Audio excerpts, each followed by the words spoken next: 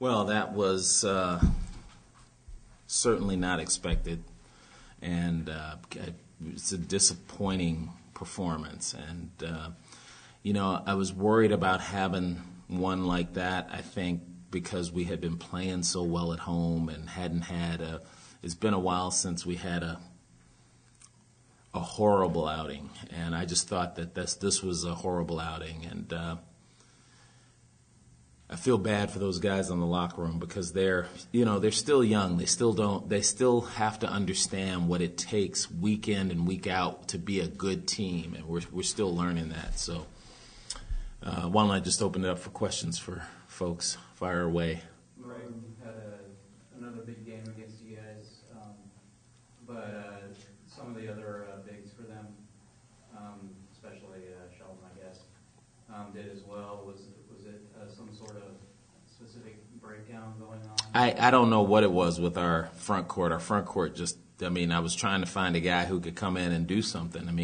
And you can't win this game. You guys know this. You can't win this game part-time playing. You can't have your guards play well and your bigs not play well. And you can't have it vice versa once you get a couple of guys doing something. So I'm going to take a look at the tape, but the first thing that comes to mind is that, and I've said this to the guys, and I've said it to you a million times, or a lot of times, we're not as good as we have been in the past defensively. That's just the fact of the matter. Whether that's because we've spent so much time trying to be more offensive this year, that remains to be seen. But they had their front court had a great night. And it's hard to win that way. Defensively, anything about any part of that mental breakdowns? Because it just seemed like at some points they get lob dunks and just easy points. It was a lot of mental breakdowns, and as a coach, you're trying to figure it out while it's going on and prepare for it before it starts happening. And the thing that comes to my mind first is that they're listening to everybody tell them that they were 2 and 3, 1, 2 out of 3 on the road, 4 of their last 5, and it looked like to me they thought all they needed to do was show up to play a game and you'll win it. That's absolutely not the case. That's pretty self-evident. But these are young guys, and they don't necessarily understand that. How frustrating is it to have an effort like Jared gave you tonight, but just not be able to come out on the winning end? Yeah, it's really frustrating because we don't get many outings like that, and you want to be able to take advantage of it in a positive way. And he can't even take advantage of it because you don't win. We played so poorly. It was almost like he was the only thing going tonight. Speaking of that, can you talk about Jared's leadership? Did you think that it was okay tonight, or is he the only guy going and couldn't bring his teammates? Yeah, well, we've had sort of a void from a leadership standpoint all year long, and when I say void, the leadership standpoint I'm talking about is the vocal leader. We have plenty of guys who lead by example, but sometimes you need a guy at practice or in games to just call everybody together and be me when I'm not able to do it. And we've struggled with that all year long. But that's what happens when you have a young team. We've got one senior who was a walk-on and doesn't play that much. It's just a tough thing that we have to evolve into that. Why do you think their 2-3 was so effective tonight?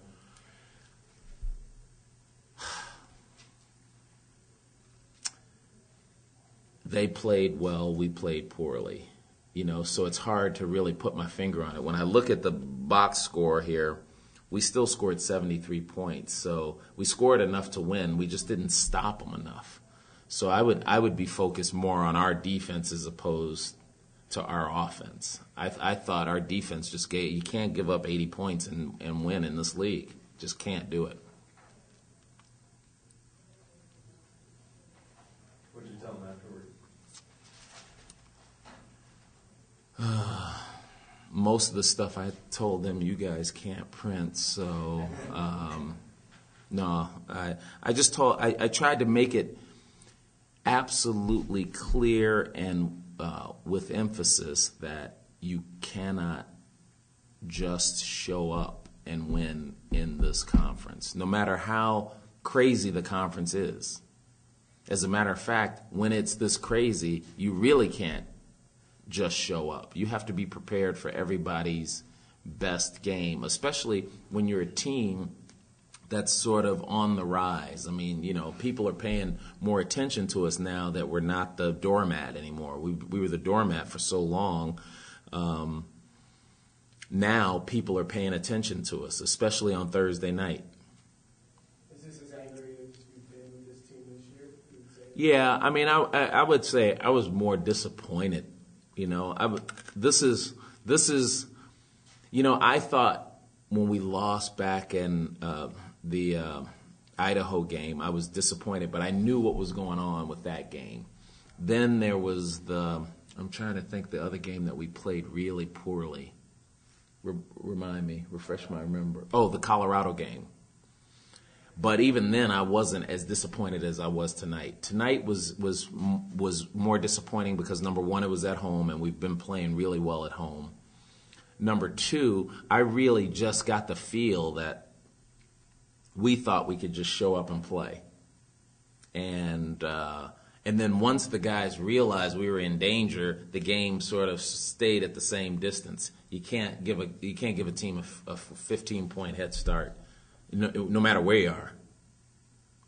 At what point did you get that feeling that your team could just show up? Was that before the game or sometime in that middle It was in that stretch because it was sort of right before that stretch. It wasn't. I was when we had like 4 turnovers in the first few minutes of the game, but then I started thinking, oh man, we're going to weather this and we'll be okay. And then it just got worse. It just sort of fell off the table during that 5-minute stretch right before halftime.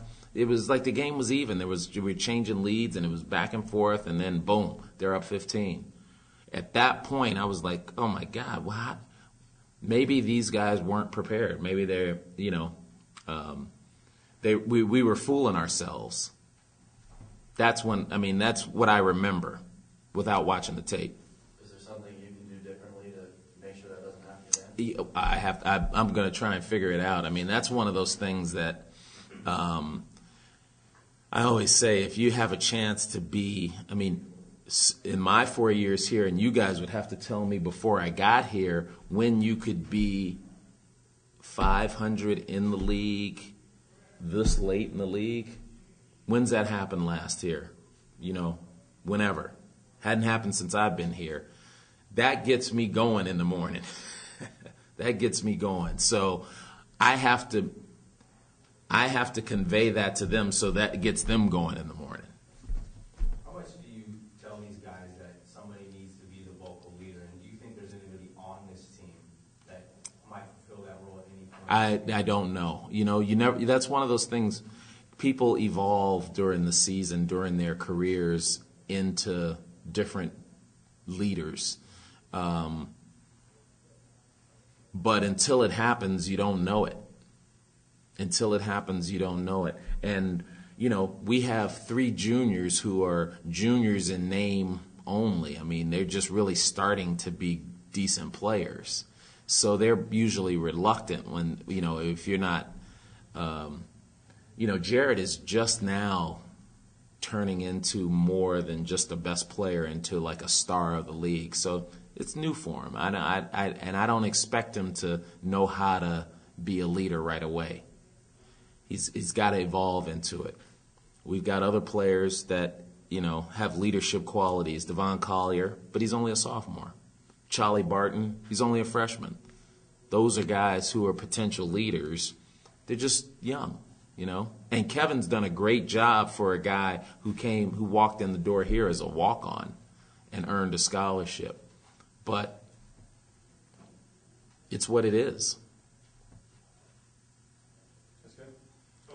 Just one quick question. No, keep going. I want to make sure I stay here as long as you need me. Sorry, just a quick No, question it's all right. about Washington.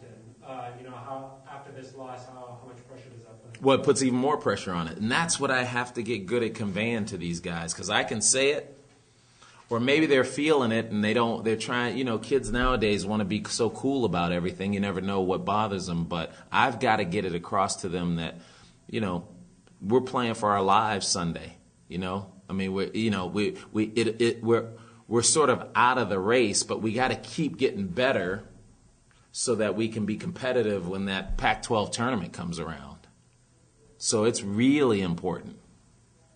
But they know that. I mean, it's not like I haven't been saying stuff like that already.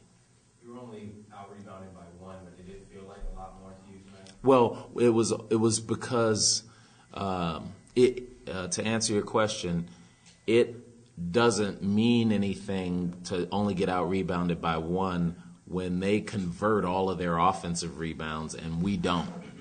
Now, there's not the second chance points is a bad stat in this case, because I thought the important second chance points were in that 5-minute stretch when they pulled the lead out to 15, and ours came when it didn't matter.